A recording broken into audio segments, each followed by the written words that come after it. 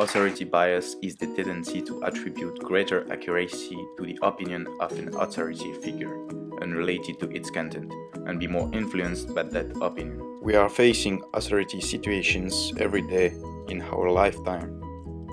For example, a child refers always to his parents. In a classroom, the teacher represents the universal knowledge, and at work, we generally follow what the boss says, even if we don't always agree. Finally, policemen, lawyers, scientists, doctors are respected, and we usually do not contradict what they say or do. Some experiences has been set up showing how behavior in such a situation. According to Thomas Sergiovanni in 1992, leadership is based on 5 sources of authority: bureaucratic authority, psychological authority, technical rational authority, professional authority, and moral authority.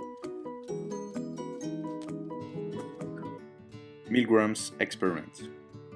Milgram's experiment is the first and main reference given about that topic. In 1961 in Yale University, Milgram recruited subjects for his experiment from various backgrounds. When questions were answered incorrectly, teachers were asked to administer increasingly severe electric shocks to the learner. In reality, the only electric shocks delivered in the experiment were single 55-volt shock samples given to each teacher. This was done to give teachers a feeling for the jolt they thought they would be discharging.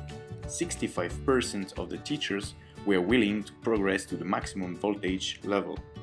Now we're gonna talk about what can happen in the plane. Pilot represents source of authority. He's always right. The co-pilot listens his orders and does not contradict him. Problem with the authority bias came to light when a veteran pilot allowed his son to fly. The co-pilot kept silent, and as a consequence, boy made huge mistakes, lost control, and the plane crashed. Now we're gonna talk about the doctor's authority figure. In 1966, Holfing studied the reactions of nurses confronted to illegal orders given by a superior. A doctor calls a nurse over the phone asking her to administer 20 mg of a drug to a patient. This act violates 4 rules. It is given by phone, unusually named drug, the authorized dosage is exceeded, and the name of the doctor is not real, so the nurse doesn't know him. An observer is supposed to intervene before the nurse enters the patient's room, revealing the deceit. The results are impressive. 95% were ready to follow orders. Yet, although they were aware of breaking the rules, it is out of deference to the doctor that they obey.